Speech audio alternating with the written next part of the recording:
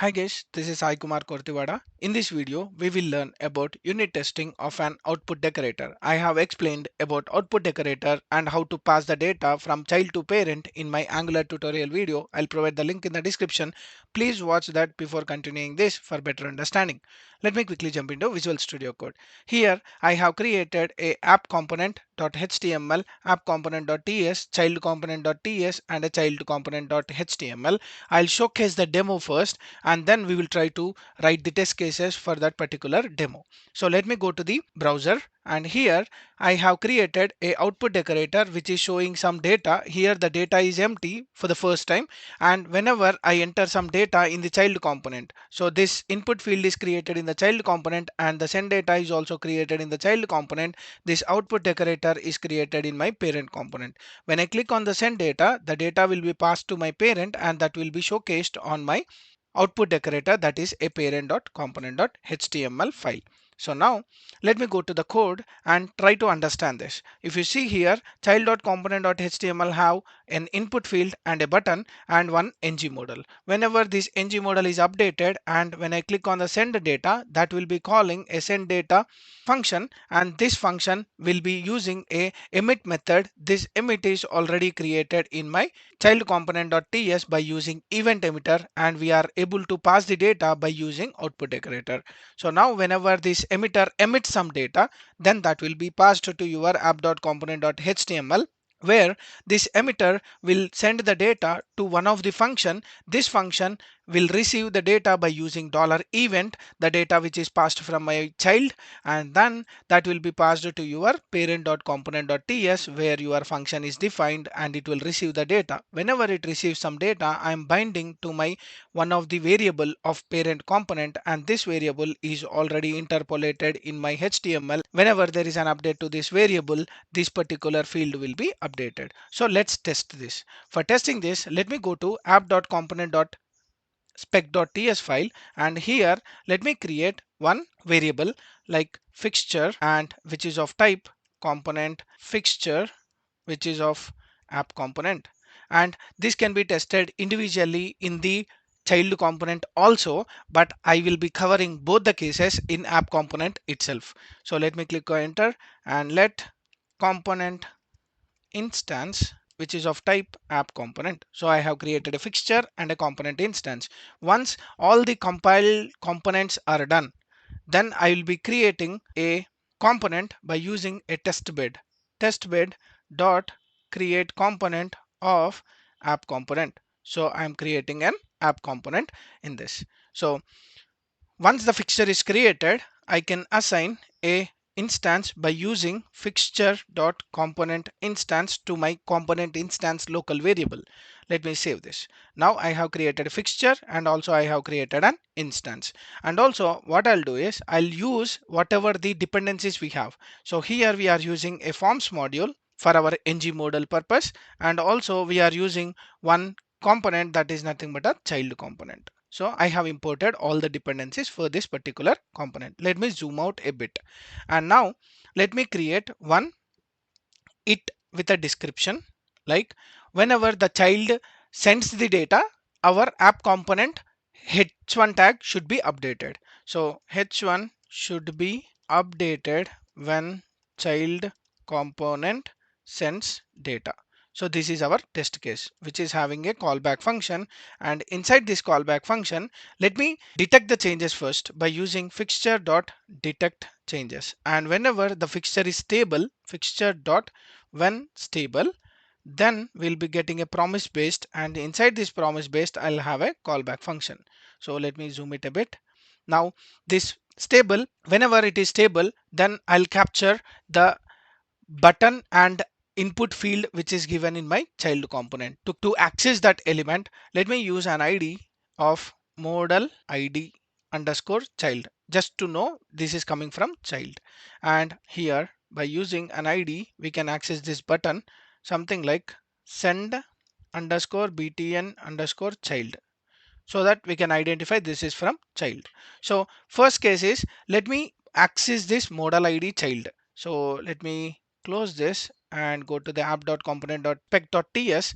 Let me access one element. What is the element which we are accessing, which is a input element and which is of type HTML input element.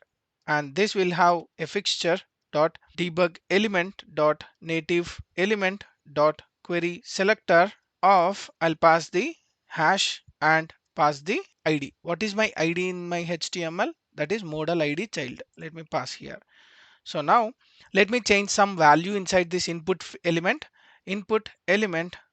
dot dispatch an event which is of type new event and which is having a input event.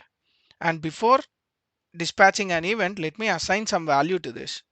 Dot value is equal to sample data, which is my data which is entering in that particular input element.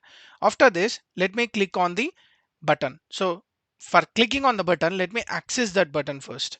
So btn element colon html button element is equal to fixture dot debug element dot native element dot query selector of hash. Let me pass the ID. What is my ID here? The ID is send button child. Let me copy this and paste here. So now you are able to access the button element. And whenever I call this button element and click something on this button element like click event, and now whenever the user clicks on this particular button, I need to receive the data and it should update my HTML which is in the parent HTML. So before that, let me detect the changes once the event is dispatched. So fixture dot detect changes, and once the detect changes is done, we need to check whether it is stable or not. Whenever it is stable, let me write a callback function. Inside this callback function, then I need to call this button. And whenever I call this button and click on that particular button, it will send the data to my app.component.html, that is a parent HTML, and that will be updating my h1 tag.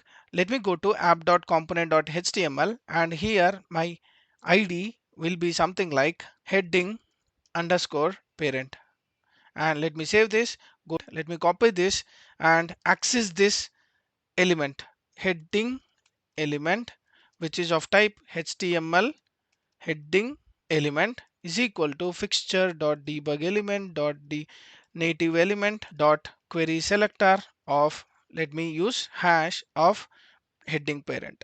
And whenever the click happened on our button element, then it will be calling our app.component.html event emitter, and this will be calling a method which is in my app.component.ts, and it will update a variable which is output data. So whenever this output data is updated, we have to detect the changes again so that it will be displayed on your UI. So let me go here and use fixture dot detect changes of and fixture dot whenever it is stable again, then we have to have a callback function. Inside this callback function, let me access this heading element. Before detecting the changes, if you try to access that heading element will not have the current value. So let me expect of heading element dot inner HTML dot to equal of, let me give a string, and inside this string let me go to the app.component.html and copy all this stuff and paste here. But instead of this, I'll be using, or let me use something like the data which is passed from my parent, that is sample data. Copy this and paste here and save this. So here all the two cases has been successfully passed. The first case is the element is created properly or not, that is created from our component instance, and the second case is h1 should be updated when the child component sends the data. Let me go here and go to the karma tool, and you can see here, let me remove this run and leave.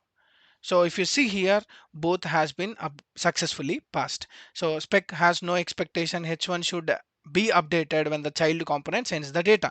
So here, for example, if I am checking this heading element without detecting the changes, what happens? Let's see that. So I'm commenting this detect changes and pasting the heading element and save this. You are seeing an error. What is the error here? So the error is something like output decorator with an empty string, but we are checking up with sample data. That means the sample data is not getting updated in your HTML content. So that is the reason I'm detecting the changes, and then only I'm checking the heading element. Let me hit Ctrl Z, and now here we are detecting the changes, and the changes are updating, and that updated changes are checked in my expectation. So that is how you can check your test cases. So let me save this, and it is disconnected. Let me go here and let me reload. So now the two test cases has been successfully passed. Let me revise this test case. So here what we are doing is, first time we are detecting the changes because the data whatever we are using inside our TS, that should be updated in my HTMLs, and the binding should be happen. So that is the reason we are detecting the changes. And after that we are getting an input element from our child and updating the data and dispatching the content. So whenever there is a dispatch happened, then my value should be updated. So to update that value, what I'm doing is I'm detecting the changes again, so that my TS variables, whatever the ngModel we are using inside my child TS, that is nothing but a data model. If you remember, here there is a data model. This data model should be updated. So that is the reason I'm detecting the changes again. Now the data model is updated, and after that I'm trying to hit an event, that is a button event, and it will call this send data. So whenever the send data is called, then it will be calling one callback function or an emitter function, which will be calling the data from its parent, that is nothing but a receive data. So this receive data will be called, and this will update one output data, which is again binded to its HTML content. So to update this output data, again I am trying to detect the changes. Whenever the detect changes is called, again the binding will take place, and that will be having an expected output same like this. So this is how you can test your output decorator, and we can check our child to parent communication by using unit testing in Angular. And also, I want to let you know about Techshareskk. Techshareskk is a platform on Medium where you can learn all the backend stuff. Mainly, it is focused on the Adobe Experience Management, Magento, as well as OSGI, along with the basics of Java. And you can see the Sling framework completely. So just have a click on the link below in the description and have a look on this Medium blog. If you like, please like, share, follow Medium blog. Hope you like my explanation. If you like my video, like, share, subscribe to my channel for more updates. Signing off. Thank you.